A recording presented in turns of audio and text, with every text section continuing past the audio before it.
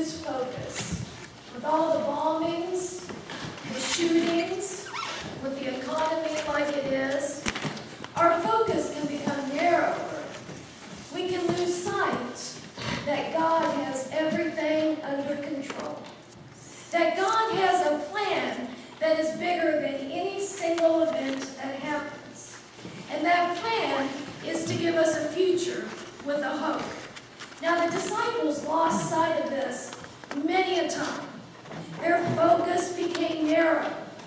They thought Jesus was there to teach them, to teach the crowds, to spend time away and rest. They protected Jesus so that one day, when the mothers came and they brought their little children, they tried to send them away. They were protecting Jesus. They didn't see the big picture of who God was for.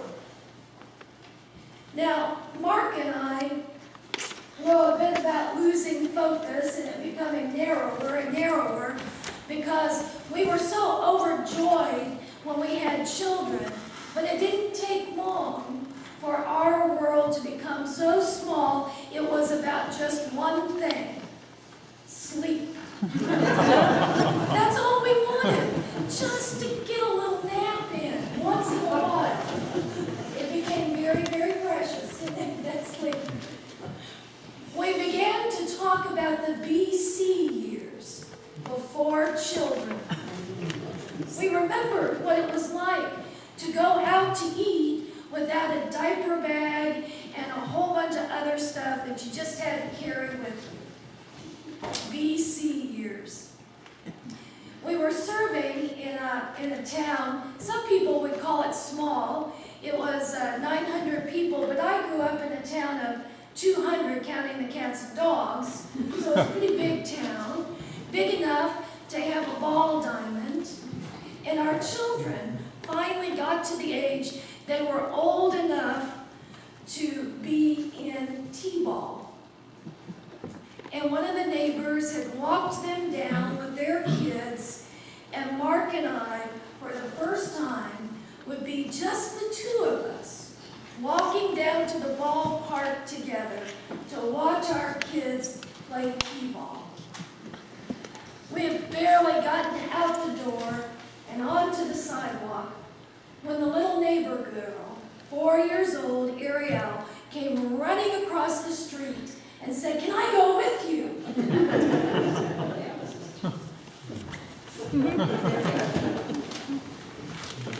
If your mom says it's okay, surely your mom wouldn't let a little 4-year-old girl go with us to the ballpark. So we walked over with her, and her mom said, "Sure." She looked at her 3 other children and said, "Yes, she can go with you." So Ariel came with us.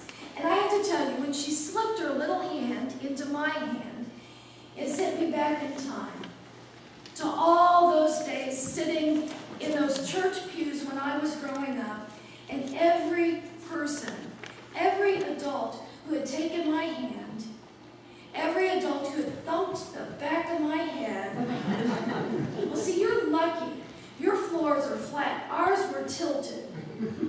And there were registers in the front. And when your coin for Sunday school started rolling down, just pray it wouldn't go down the register. So you get that little thump. I remembered Aunt Layla, who would take your hand when somebody thumped you and comforted you. She was 120. No, really, she was 60. I mean, kids. I remembered all that, and I realized I was passing on that legacy, taking Ariel's hand. Jesus saw the disciples trying to shoo those children away. And he said, "No, let the children come to me." We walked down to the ball diamond. We sat on those hard bleachers, and we cheered our son and daughter on. And Ariel was just so excited. At least I thought she was excited, till I realized it was the little girl. "I've got to go," she said. Now we were all trying to sit upwind of the porta potty. one porta potty. Can't you wait?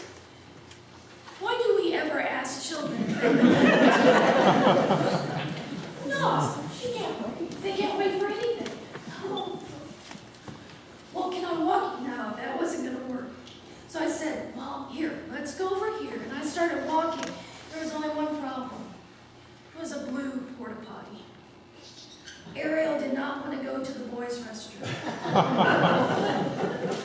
I had to convince her to go into the porta potty. So we opened the door, we step in, and all of a sudden, I realized it's on a piece of concrete that is not even. We step this way, it goes this way, we step this way, it goes this way. And I'm holding on for dear life so she won't fall in. We're rocking back and forth.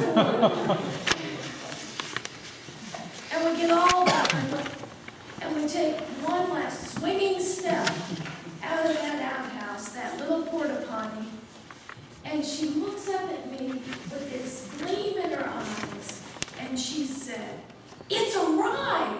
I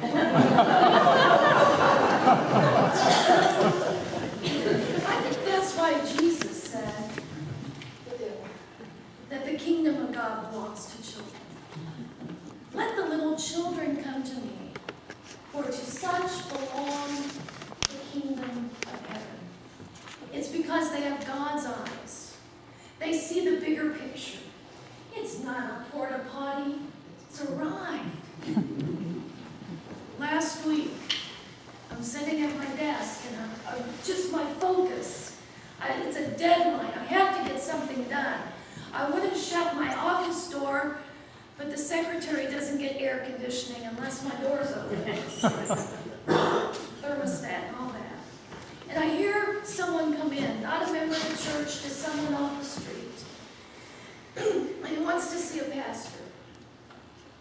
And so I get up and I greet him and invite him in.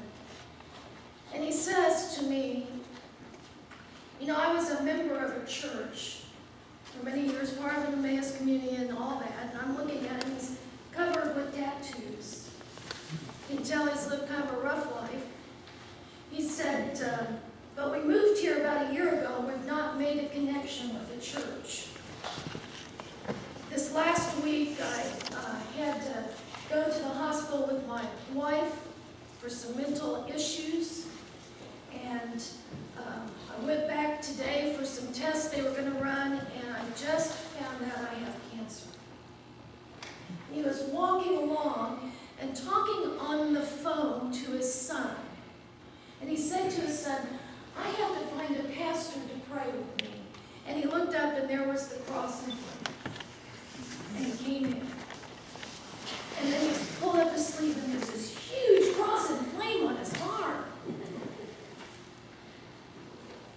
And I thought, that's really neat. He belongs. He knows he belongs. And then I started thinking, I think there's some members who won't wear their name tags, and maybe we should start.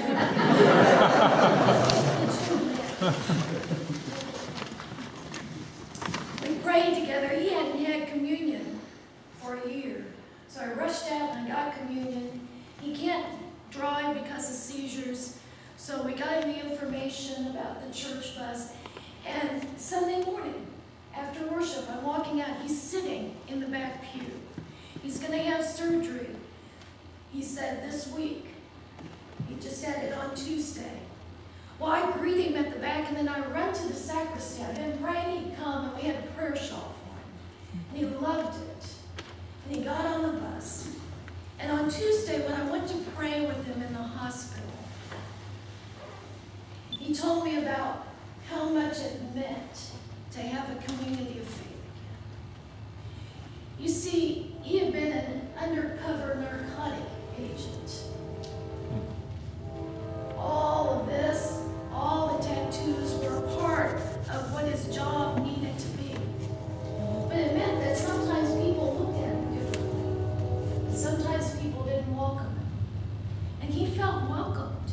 And he felt a part of it because people weren't focused on the tattoos. They were able to see the bigger picture.